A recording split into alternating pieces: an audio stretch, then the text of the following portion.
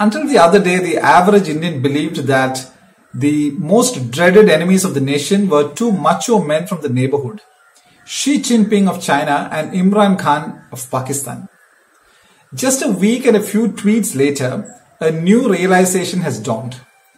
That it's not these two macho men from near home, but some gifted girls and women with slick communication skills from around the world who can hit where it hurts.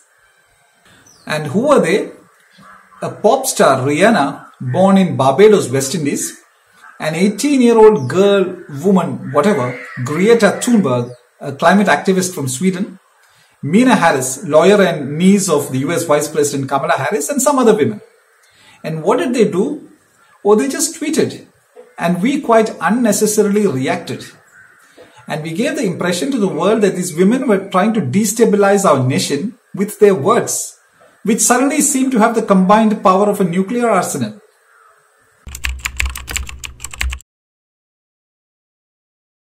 These are indeed the days of soft power that US political scientist Joseph Nye talked about in the 1980s, and what Venezuelan journalist Moises Naim so beautifully captured in his book of 2013, The End of Power. The days of presidents, prime ministers and military power are almost completely passé, and globalization and telecom technology have empowered millions around the world who are now unsettling the traditional dominions of power.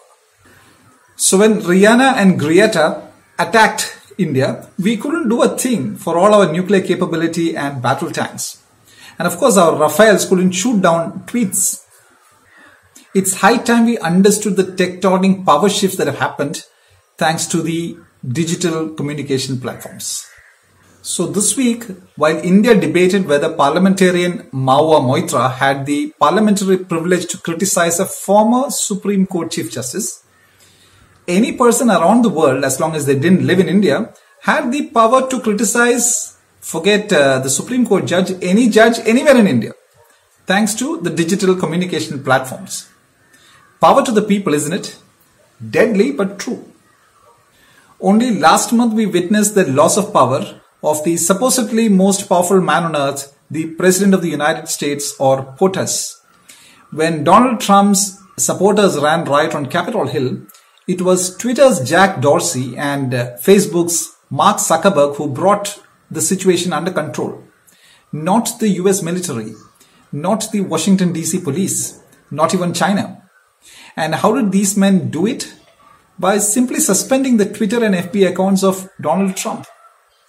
Whether we like it or not, law and order today flows from the internet. How ridiculous for anyone to think in this backdrop that we can shut the mouth of the whole world. And our Ministry of External Affairs seemed to be the most disconnected with the changed reality. Its tweet looked so outdated and in language that is typical of government communication which nobody would want to read.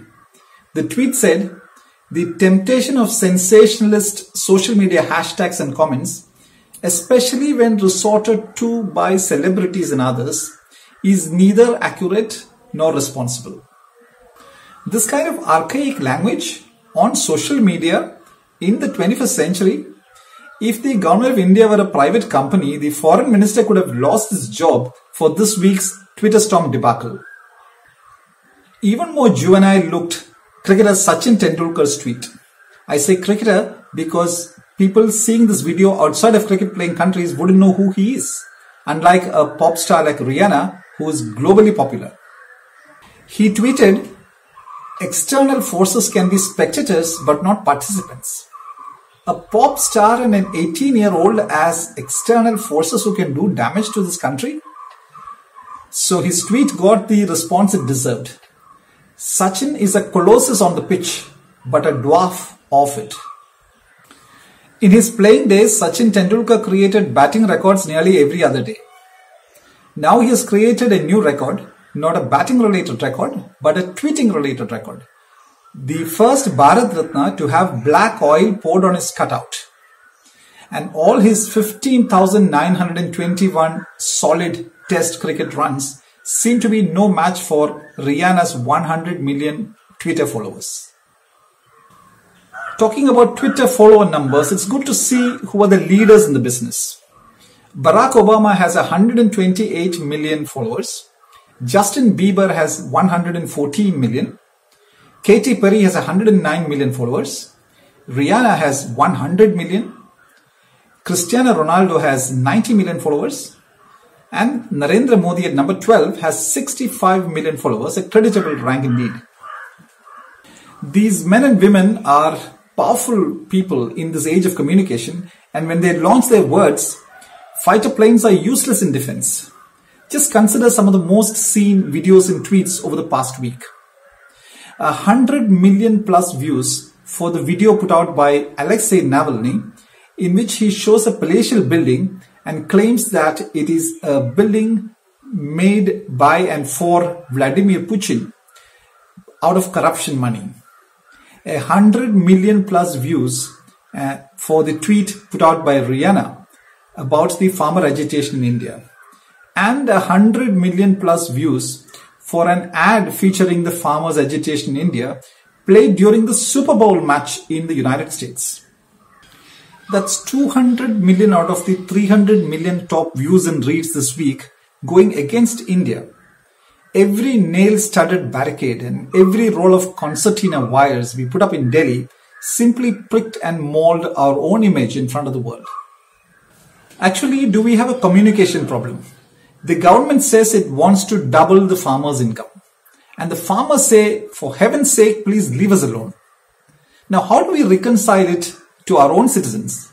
How do we explain this to the rest of the world? Surely not in the manner that the Ministry of External Affairs reacted, and certainly not in the language that cricketer Ravi Shastri used. He said, agriculture is a very important part of the machinery of the Indian economic system. He seemed to have copy-pasted it straight out of a class 6 social studies textbook. Make no mistake, the traditional military and economic powers are being challenged by the powers of influence and persuasion. Each country can now at best put its own critics in jail, but not shut the mouth of the whole world. All the rapes of Uttar Pradesh and Delhi will be highlighted around the world, as much as the killing of George Floyd in the United States. So if an Indian judge says groping a minor above the clothes without skin-to-skin contact does not amount to sexual assault, it will be tweeted around the world. If we talk about a bullet train in 2016 and in 2021 have not even acquired the land for it, the world will tweet about it. And if we talk about being digital and turn out to be actually the internet shutdown champions of the world, we will be compared with Myanmar, particularly when we shut down internet in Kashmir for 550 days. If we jail our comedians, the world will tweet about it. And if the latest Indian budget talks about investment in highways and we shut down the main highways in the national capital, the world will talk about it.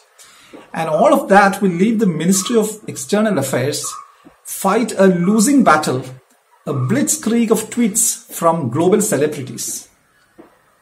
It amazes me how a country's leaders give the impression that we are an extremely fickle and fragile nation. During my school days, I frequently heard Prime Minister Indira Gandhi warn of the foreign hand and destabilizing forces. This week, I had to listen to my Prime Minister warning me of Andolan Jivis, and even more ludicrously, that some foreign forces are hatching a conspiracy to defame the Assam tea. I'm told that the country is now full of urban Naxals and anti-nationals and stand-up comedians who can destabilize the nation, and that Khalistanis have advanced as far as the national capital. Are we some tin pot democracy or what? I refuse to believe it. At this rate, some nationalist Indian may even tweet demanding that the England captain Joe Root be summarily expelled from this country for anti-national activity. How dare he score a double century on our soil?